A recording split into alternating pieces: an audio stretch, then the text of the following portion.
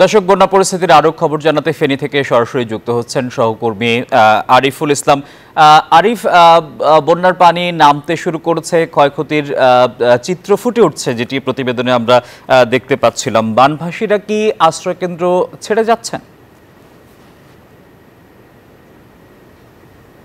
যে আসিফ টিপু, বন্যার কিছুটা উন্নতি হয়, বনবাসীরা আশ্রয়কেন্দ্র ছেড়ে যাচ্ছেন। তবে এর চেয়ে যে বিষয়টি আমরা দেখার চেষ্টা করছি সেটা হচ্ছে যে ফেনীকে কেন্দ্র করে বা ফেনীর যে তিনটি নদী, সেই তিনটি নদীকে কেন্দ্র করে 122 কিলোমিটার যেই বেড়িবাঁধ তৈরি করা হয়েছে, সেই বেড়িবাঁধের হচ্ছে 20টি জায়গায় হচ্ছে ভাঙন দেখা দিয়েছে।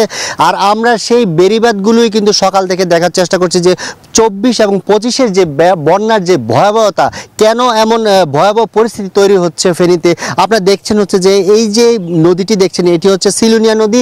এই সিলুনিয়া নদীর মাধ্যমে হচ্ছে উজানের যে পানি এসে এখনো এই যে আমি এখান থেকে দাঁড়িয়ে আছি, এখনো হচ্ছে উজানের পানি যে নিম্নাঞ্চল রয়েছে ফেনীর, সেখানে প্রবেশ করছে। যে বাঁধটি রয়েছে এটি হচ্ছে বন্যা নিয়ন্ত্রক বাঁধ। এই বাঁধ ভেঙে আপনারা দেখছেন যে বিশাল বড় এক ভাঙন তৈরি হয়েছে। যে ভাঙনের কারণে হচ্ছে এই ভাঙন দিয়ে পানি অনবরত কিন্তু প্রবেশ করছে, যার কারণে ফেনীর যে নিম্নাঞ্চল, এই নিম্নাঞ্চলে কিন্তু যে বন্যা যে উন্নতি, সেই উন্নতির বিষয়টি কিন্তু নিম্নাঞ্চলে দেখা যাচ্ছে না এই ধরনের ভাঙনের কারণে।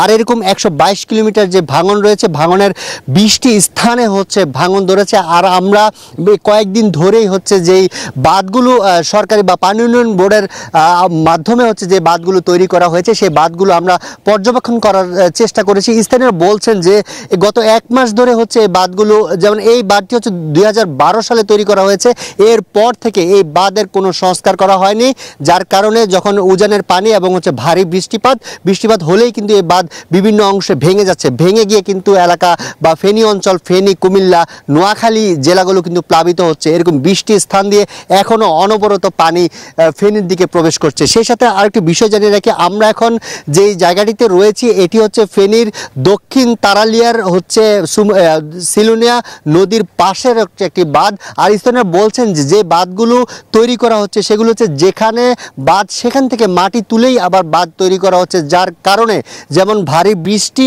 এবং হচ্ছে একটা উজানের পানির যখন ঢল নামে তখন কিন্তু এই বাঁধগুলো আর সুরক্ষিত থাকে না, যা ভেঙে এলাকা প্লাবিত হয়। আর এই ধরনের বাঁধগুলো যদি স্থানীয়রা যে দাবিও জানাচ্ছেন যে এই ধরনের বাঁধ যদি সেনা সদস্যের মাধ্যমে যদি তৈরি করা হয় বা টেকসইভাবে যদি তৈরি করা হয়, সেক্ষেত্রে হয়তো ফেনী, কুমিল্লা এবং নোয়াখালী অঞ্চলের মানুষ বন্যা থেকে সুরক্ষিত থাকতে পারেন। এই ছিল ফেনী থেকে আমার কাছে সবশেষ। বন্যার আরো বিষয়ে তথ্য জানাতে নোয়াখালী থেকে যোগ দিচ্ছেন আমাদের সহকর্মী সোহাগ। বান্ডেল থাকলে প্রতি সেনমানিতে টাকা বাঁচবে।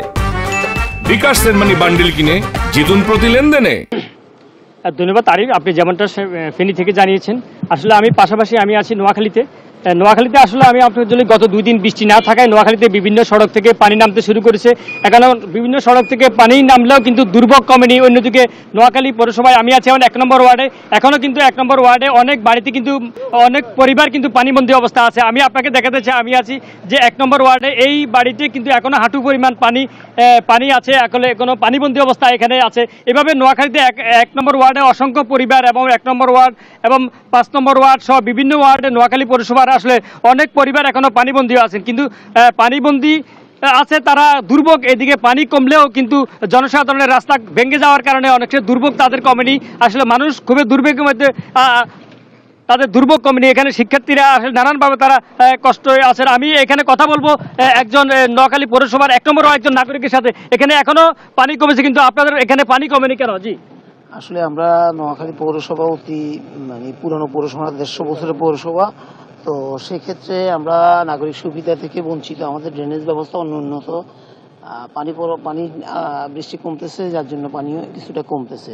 তো সেক্ষেত্রে পৌরসভা সুদৃষ্টি আশা করতেছি তারা যেন অতি সত্বর ড্রেনেজ ব্যবস্থা উন্নত করে পানি নামানোর জন্য ব্যবস্থা নেয়, এই বলে আমি কর্তৃপক্ষের দৃষ্টি আকর্ষণ করতেছি। দখল এবং দূষণের কারণে মূল সমস্যা এখানে পানি কমলেও কিন্তু দুর্ভোগ কমেনি। এই ছিল আমার কাছে নোয়াখালী থেকে সর্বশেষ। আমি ফিরে যাচ্ছি কুমিল্লায়, সেখানে আমাদের আরেক সহকর্মী মহিউদ্দিন সেখানে অপেক্ষা করছেন, তিনি সেখানকার পরিস্থিতি জানাবেন। মহিউদ্দিন।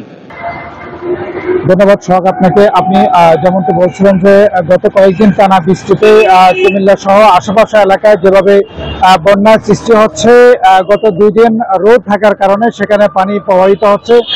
যার কারণে জলাবদ্ধতা কমতে শুরু করেছে। তবে বিভিন্ন এলাকাতে পানি জলাবদ্ধতার মূল যে কারণটি রয়েছে সেটি হচ্ছে যে অপরিকল্পিত ভেরিবাঁধ এবং মাছের যে ঘের তৈরি করেছে বিভিন্ন চাষিরা, তারা মূলত এভাবে অপরিকল্পিতভাবে মাছের চাষ করার কারণে কিন্তু সেখানে জলাবদ্ধতা সৃষ্টি হচ্ছে।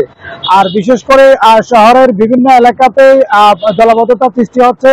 সেই জলাবদ্ধতার মূল সৃষ্টি কারণটাই হচ্ছে যে ড্রেনেজ ব্যবস্থা পরিষ্কার না করার কারণে সেখানে পানি জমে যাচ্ছে। স্থানীয়রা যেমনটি বলছিলেন যে সিটি কর্পোরেশন সহ যারা দায়িত্বে রয়েছেন তারা তাদের পানি নিষ্কাশনের জন্য যথাযথ সময়ে তাদের এই ড্রেনেজ পরিষ্কার না করার কারণে এমন ভোগান্তির শিকার হচ্ছে। আমি যদি কুমিল্লায় এক কথায় বলি, কুমিল্লা সহ বিভিন্ন যে উপজেলাগুলো রয়েছে, বিভিন্ন উপজেলার মধ্যে সাধারণত জলাবদ্ধতা সৃষ্টি হওয়ার মূল কারণটি হচ্ছে মানুষ যত্রতত্র জায়গাতে বাড়ি নির্মাণ করছে, যে পানি চলাচলের যে রাস্তা সেই রাস্তার মধ্যে তারা প্রতিবন্ধকতা সৃষ্টি করছে। কুমিল্লা এবং বিভিন্ন উপজেলার প্রশাসনের সাথে আমরা কথা বলেছি, তারা যেমনটি জানিয়েছেন যে এ ধরনের যারা প্রতিবন্ধকতা সৃষ্টি করছে তাদেরকে তারা চিহ্নিত করছে যে কোনো সময় এই প্রতিবন্ধকতা সৃষ্টিকারী এবং জলাবদ্ধতা যে কারণে তৈরি হচ্ছে